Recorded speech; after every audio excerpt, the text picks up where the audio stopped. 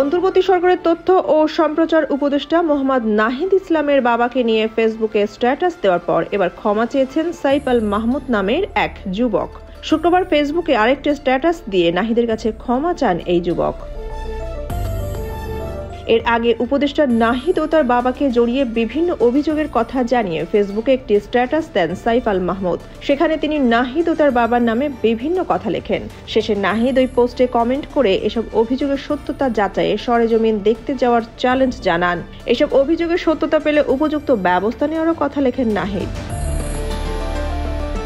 এরপর সাইফ আল মাহমুদ নামের ওই যুবক পরবর্তীতে নিজের ভুল বুঝতে পেরে একটি স্ট্যাটাস দিয়ে নাহিদের কাছে ক্ষমা চেয়েছেন। নাহিদের কাছে ক্ষমা চেয়ে ওই যুবক লেখেন, আমি তার বাবাকে জড়িয়ে যে পোস্ট দিয়েছি সেটা আমি যে সোর্স বা প্রমাণের ভিত্তিতে দিয়েছি সেটা অথেন্টিক কিনা আমার যাচাই করা উচিত ছিল। এটা আমার প্রথম ভুল। আমার পোস্টে তিনি কমেন্ট করার সঙ্গে সঙ্গে আমি কিছুটা বুঝি হয়তো আমি ভুল, কারণ সৎ সাহস ছাড়া কেউ এভাবে চ্যালেঞ্জ করতে পারে না। সাইফ আল মাহমুদ আরও লেখেন, আমি তাকে কল করি এবং তিনি আমাকে যথেষ্ট বিনয়ের সঙ্গে জানান, ভাই আমি নিজেই কমেন্ট করেছি, আপনার সঙ্গে কোনো এভিডেন্স থাকলে আমাকে জানান, কারণ আপনারা বললে আমরা জানবো এবং যে কোনো ব্যবস্থা নিতে পারবো, এবং তার নাম করে কেউ আমাকে হুমকি দিলে যেন আমি তাকে জানাই। আমি আমার পোস্ট প্রাইভেট করেছি কারণ এটা নিয়ে আমার পরিবার সহ সবাই আমার ভুল ধরিয়ে আমাকে নাড়া দিয়েছিল।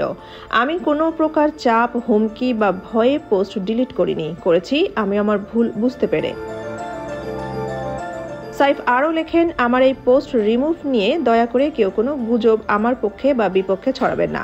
আমাকে নিয়ে ট্রোল হচ্ছে বা হবে জানি, কিন্তু পক্ষে বা বিপক্ষে কোনো মিথ্যাচার না করার অনুরোধ রইল। আমি আবারও নাহিদ ভাইয়ের কাছে দুঃখিত প্রকাশ করছি আমার ভুলের জন্য। সোনিয়া খান, খবর সংযোগ।